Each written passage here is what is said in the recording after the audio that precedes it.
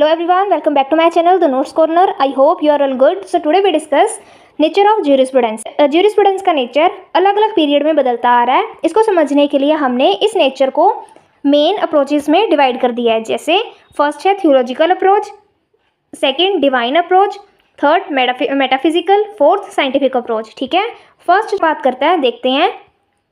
जो theological approach है basically वो बेस्ड है रिलीजन पर। ठीक है, इसमें ये है जो कानून है भगवान ने बनाया है। इस अप्रोच का मानना है कि कानून और ज्यूरिस्प्रूडेंस पूरी तरह से बेस्ड है। Law is considered a product of God.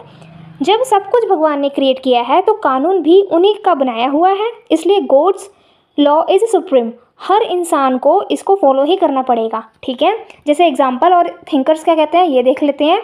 Indian concept जो था हमारा वो किस पे था? धर्म के ऊपर। ठीक है, हमारे यहाँ धर्म को जो कानून का रूप माना गया है वो इसी थियोलॉजिकल अप्रोच का हिस्सा है। ठीक है, फिर ओलिपियन ने जो ज्यूरिस्प्रूडेंस है वो डिवाइन और ह्यूमन थिंग्स की ऑब्जर्वेशन है और ये स्टडी करता है कि क्या जस्ट है और क्या अनजस्ट है। ठीक है, और इसके इस आइडिया को बाद में ज्यूरिस्ट जॉन ऑस्टिन ने बाद में अपने डेफिनेशन में क्रिटिसाइज किया था। ठीक है, अब इसकी डिवाइन अप्रोच देखते हैं कि डिवाइन अप्रोच क्या है। ये जो अप्रोच है ये भी काफ़ी हद तक थियोलॉजिकल जैसी है।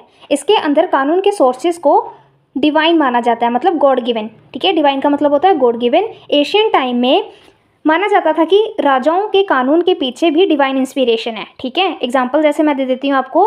मुस्लिम लॉ में कुरान को डिवाइन लॉ का सबसे बड़ा सोर्स माना जाता है, क्योंकि ये माना जाता है कि ये डायरेक्ट भगवान का कानून है, मतलब अल्लाह का कानून है। ठीक है, अब थर्ड है मेटाफिजिकल नेचर।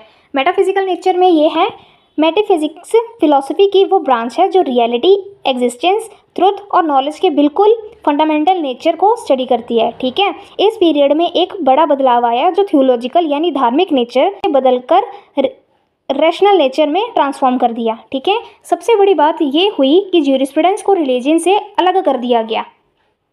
मेटाफिजिकल अप्रोच से ताल्लुक़ रखने वाले दो मेन थिंकर थे, थॉमस हॉब्स और जॉन लोके। ठीक है, अब फोर्थ देखते हैं साइंटिफिक नेचर। साइंटिफिक नेचर ये अप्रोच सिर्फ और सिर्फ कानून के रियल और सॉलिड सोर्सेज पर फोकस करती है, जैसे स्टैट्यूटरी लॉज और कॉमन लॉज। स्टैट्यूटरी लॉज जैसे जो पार्लियामेंट बनाती है और कॉमन लॉज जैसे जजमेंट वगैरह। ठीक है, स्कॉलर इसमें ये देखते हैं कि ये अलग अलग सोर्सेज आपस में कैसे इंटरेक्ट करते हैं और समय के साथ लीगल सिस्टम को कैसे इन्वॉल्व करते हैं।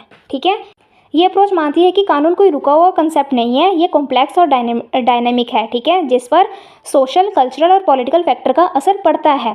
ज्यूरिस्प्रूडेंस कोई प्रोसीजरल नहीं है और ये ना कोई सब्सटेंसिव है। ठीक है, ये एक अनकोडिफाइड स्टडीज़ है जो कानून के कंसेप्ट को साफ करने का काम करती है।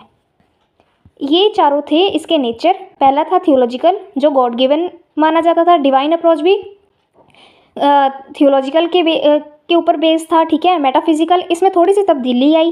ठीक है, और जो साइंटिफिक नेचर है इसमें पूरा का पूरा जो हमारा लॉ स्ट्रक्चर मेंटेन हो चुका था। ये थे हमारे 4 नेचर ऑफ ज्यूरिस्प्रूडेंस। ठीक है, अगर कोई भी डाउट हो तो नीचे कमेंट्स में ज़रूर पूछना। चैनल को सब्सक्राइब करना मत भूलना। Thank you.